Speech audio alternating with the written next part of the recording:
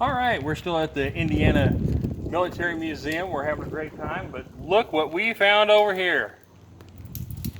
I kind of want to, you know, just be, be still my beating heart.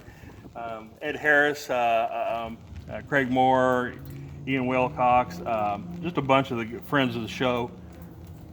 See, we got T-34s. I believe this is T-34-85. And if I'm wrong, they will definitely tell me I'm wrong. And I actually think it's T-34-85 because it's got an 85 millimeter gun. She's going to show you the barrel, the turret. As you can tell, it's cast iron. And like your typical Soviets, it is, it's a sexy tank, don't get me wrong, but it's put together ugly. I mean, look at this. Pores and the cast iron. And you want to talk about horrible welding. Look at this welding. Starts out just a little bit and then it gets real thick, real thick. He kind of falls asleep right here, gets almost inside the tank. It's barely holding that together. Just terrible welds. And look at the cast iron on the gun port. So, again, great tank, but everybody has myths about it. We've talked about the myths of the T-34 tank in our podcast. I personally love this tank, but this tank was only built to last 16 combat hours. So they were kicking them out and sending them out, and the Germans were blowing holes through them. But again, we've talked about the Tiger tank. We got an episode coming out about tiger phobia, and we dispel that myth. You know, they were like, oh, all the Allies and the Soviets were just so scared of the tiger. Maybe some cases, but most of the cases, they wanted to kill it. You know, they knew that it was a bad thing and they needed to kill it.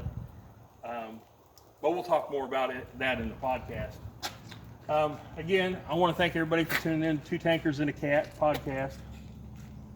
We will be doing some live streaming as soon as I get back off on vacation, and we are going to do some World of Tanks T-34-85 action. This, believe it or not, was for the fuel tank. And as you can tell, they're restoring this one. So if anybody's got pieces for a T-34-85, the museum would sure love to have them.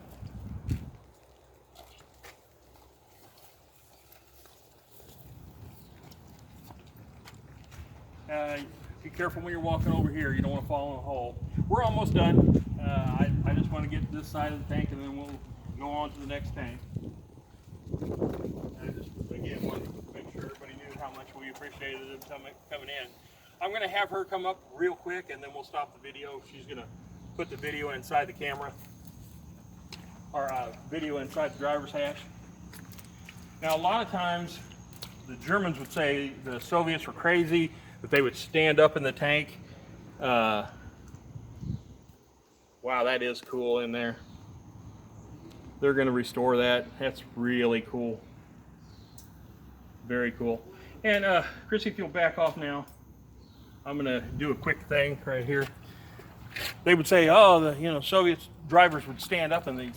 Most of the time, the tank had been hit, and the driver had tried to get out and died right there.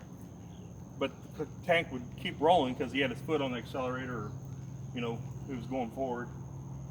But the Germans, that was scary. So we're going to go on the next tank.